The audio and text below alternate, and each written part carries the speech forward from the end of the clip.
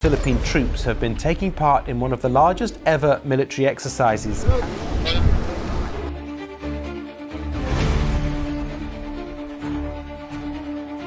At first, it looks like just another cluster of ships on the horizon. Another drill, another statement, another warning issued and filed away. But in the waters near Bajo de Masinlock, nothing is ever just routine. Every patrol, every exercise, every radio call carries weight, because this is one of the most closely watched stretches of ocean on the planet. What's happening here isn't a single confrontation or a sudden crisis. It's a slow, deliberate test of limits, law, and patience. So the real question isn't who showed up today, it's how close everyone is willing to sail tomorrow. To understand that, we have to look past headlines and sound bites, and into the choices being made on the water, in the air, and behind closed doors. If you're watching the South China Sea and thinking this is far away, technical, or just another political standoff, it may be time to take a second look. These waters aren't abstract. They carry a massive share of global trade. They shape regional stability, and they involve real people with real lives on the line. Fishermen trying to feed their families, pilots navigating increasingly restricted skies. A radio crackles. Chinese military helicopter, you are flying too close. You are endangering the life of our crew. What happens here won't stay here. It never does. So pay attention, not just to official statements, but to actions. Question the narratives coming at you from every direction. And don't scroll past the next update thinking it's just routine. In the South China Sea, routine is often how the biggest changes begin. At first glance, Bajo de Masinlock looks insignificant, a small ring of rocks and water, barely noticeable on a map. But appearances are deceiving. This place carries far more weight than its size suggests. Sitting roughly 120 to 124 nautical miles west of Zambales, it lies well within the Philippines' 200 nautical mile exclusive economic zone. In simple terms, it's close to home, especially for coastal Filipino communities that depended on these waters long before geopolitics turned them into contested ground. For local fishermen, Bajo de Masinlock isn't a legal theory or a strategic talking point. It's survival. These are rich fishing grounds, passed down through generations, where fathers taught sons how to read the tides, the seasons, and the sea itself. And fish aren't the only reason this area matters. Experts have long pointed to the shoal's potential hydrocarbon resources, quietly increasing its strategic and economic value. So when access is restricted or threatened, what's at stake isn't just sovereignty, it's food, income, and dignity. That's where the conflict truly begins. The Philippines grounds its claim in geography and international law, specifically the United Nations Convention on the Law of the Sea, straightforward, textbook rules. China, on the other hand, claims nearly the entire South China Sea through its so-called 9-dash line, which it expanded into a 10-dash line in 2023. The problem? Those dashes don't hold up under modern international law. Beijing insists otherwise, leaning heavily on historical narratives and raw power rather than legal consensus. In 2016, there was a moment when many thought the issue had finally been settled. The Permanent Court of Arbitration in The Hague ruled unequivocally that China's historic claims had no legal basis under UNCLOS. The ruling was clear. Scarborough Shoal lies within the Philippines' exclusive economic zone. Case closed, at least on paper. China rejected the decision outright, labeled it meaningless, and continued on its chosen path. And that's the uneasy reality surrounding Bajo de Masinlock today. The law is clear, enforcement is not. Now, China has raised the stakes again in the South China, also known as the West Philippine Sea. Beijing has announced plans to establish a so-called National Nature Reserve at Scarborough Shoal, a move that would restrict access to foreigners, despite the shoal sitting squarely within Manila's EEZ. And once again, the question isn't just who owns the water, but how close the world is willing to let this drift towards something far more dangerous. What should have ended the argument only turned into another chapter of a long, uncomfortable standoff, one that flares up every time ships appear on the horizon, flags are raised, or military drills begin. And that leads to the real questions. What do these exercises actually involve? And why is Beijing watching them so closely?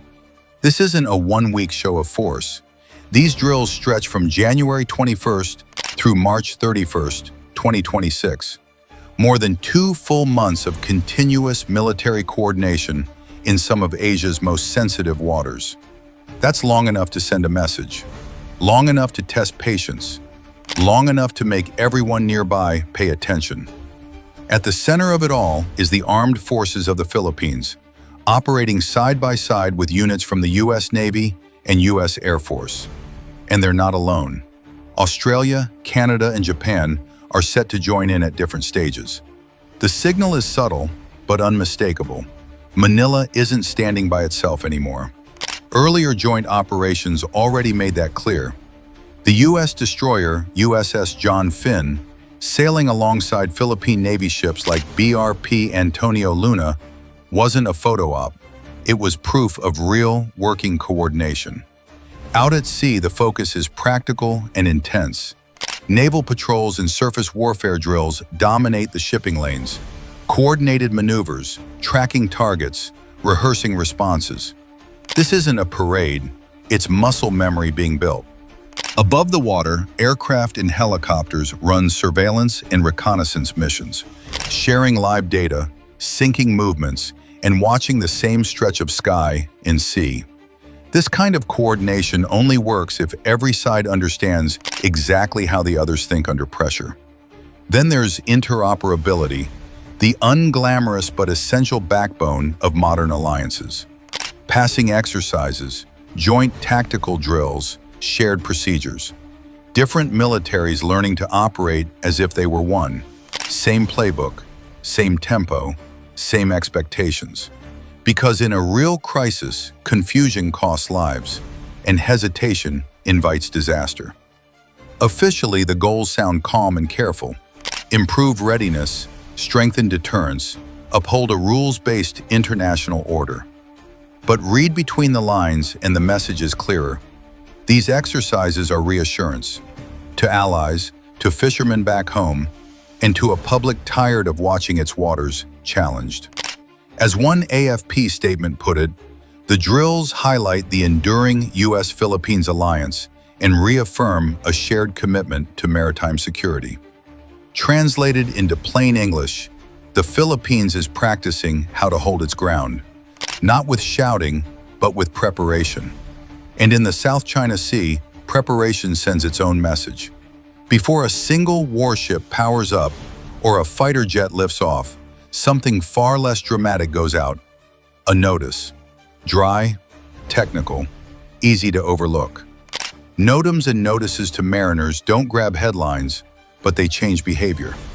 Quietly, they tell pilots and ship captains, something serious is about to happen here. Plan accordingly. Whenever military drills unfold in contested waters near places like Bajo de Masinlock, these notices become unavoidable. Airspace gets marked. Sea lanes are flagged. Civilian aircraft are warned to reroute or stay alert. Commercial ships are told to proceed with caution or stay clear altogether. On paper, it's about safety. In reality, it's also a signal of scale. Proof that these exercises aren't symbolic, but large enough to disrupt normal traffic. That's where the tension spills beyond the military. The South China Sea isn't just a geopolitical chessboard. It's one of the busiest trade corridors on Earth. More than $3 trillion in global commerce passes through these waters every year. Oil tankers, container ships, passenger flights. Even small, temporary restrictions ripple outward. A detour here means higher fuel costs there.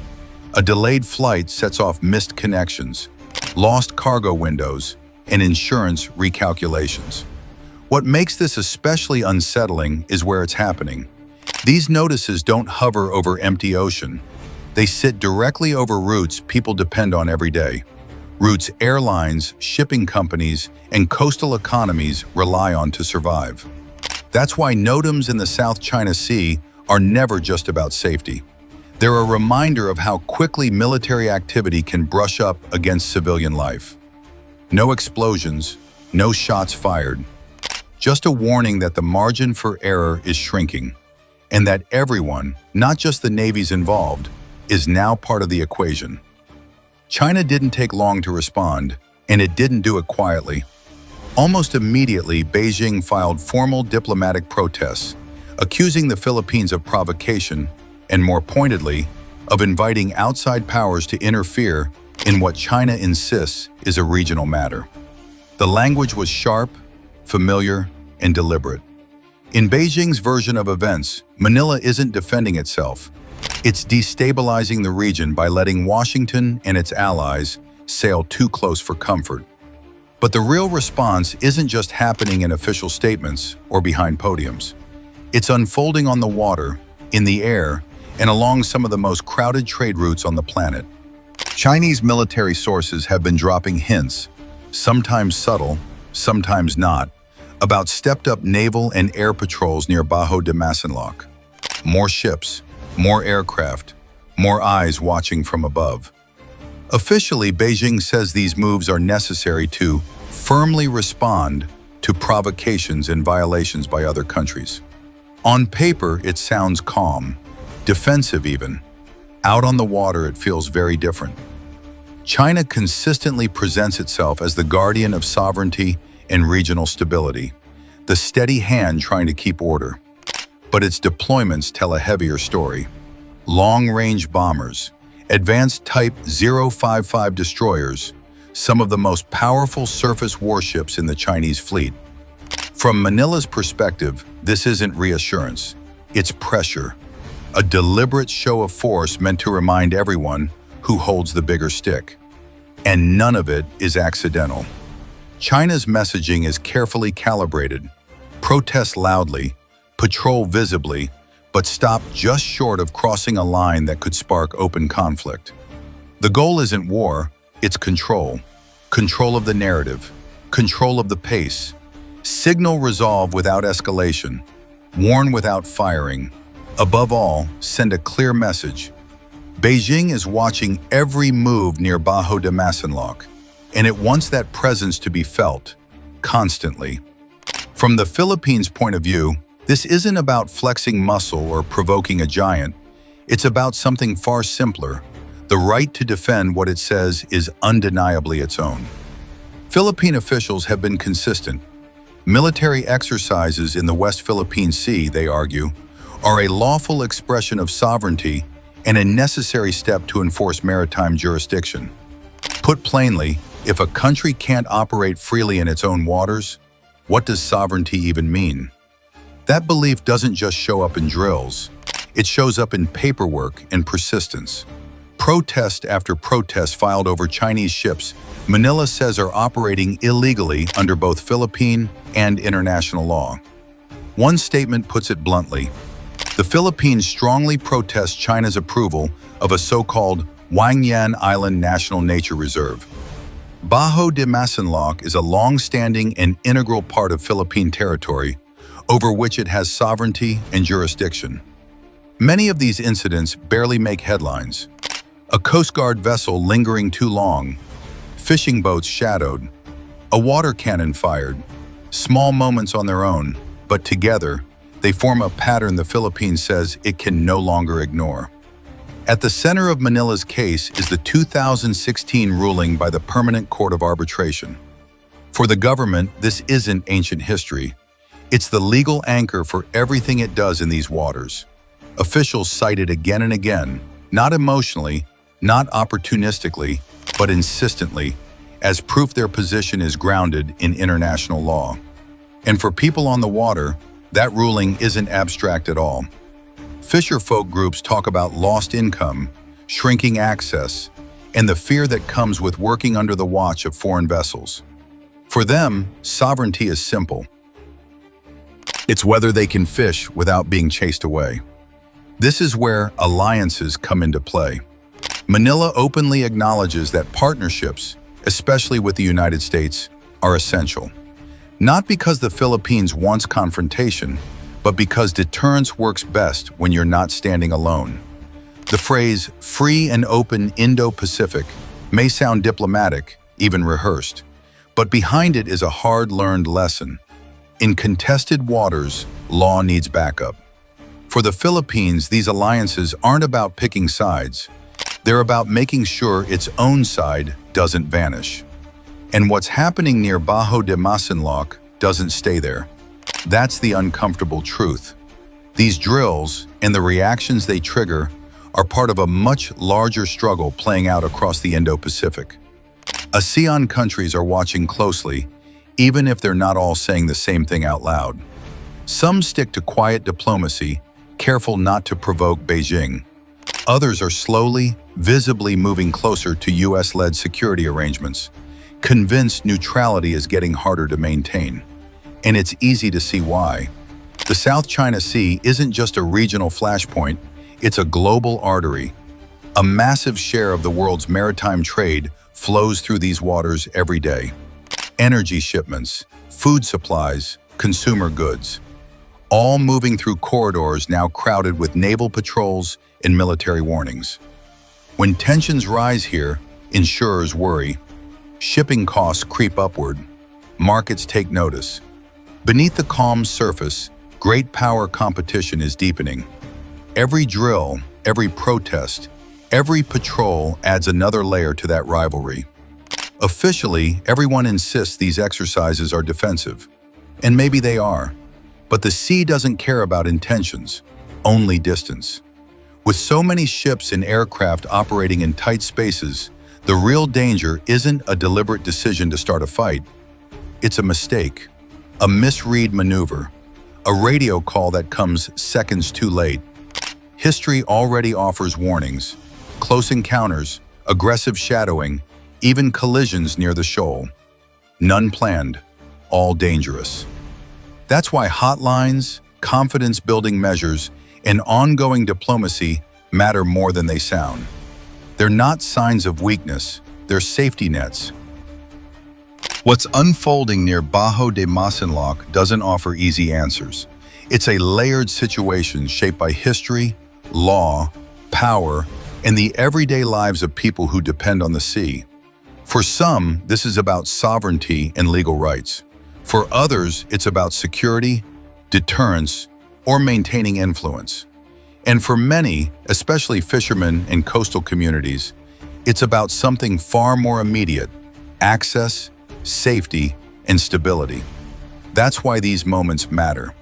Not because they guarantee conflict, but because they show how close cooperation, competition, and miscalculation can exist side by side. Understanding the South China Sea means recognizing that progress doesn't always come from dramatic breakthroughs. Sometimes it comes from restraint, communication, and a shared effort to manage risk in crowded spaces. As observers, the most valuable step isn't choosing sides. It's staying informed, asking better questions, and recognizing how decisions made far offshore can ripple far beyond the horizon. Because in regions like this, awareness isn't just academic. It's part of how tension stays manageable and how peace, however fragile, is preserved.